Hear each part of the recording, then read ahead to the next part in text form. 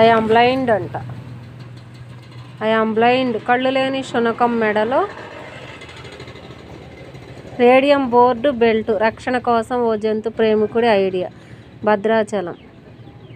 భద్రాచల పట్టణంలోని అదో వీధి కుక్క. దీనికి కళ్ళు కనిపించకపోవడంతో శబ్దం, వాసన చూసుకుంటూ వీధుల్లో సంచరిస్తుంది. దీంతో పలువురు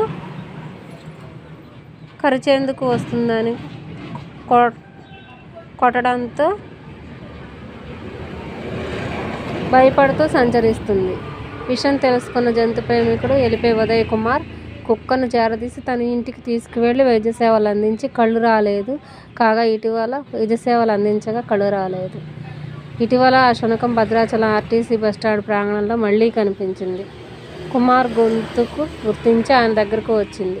కుమార్ దాని మెడలో నాకు కళ్ళు లేవు, కనబడవు అనే బోర్డు ఏర్పాటు చేశారు.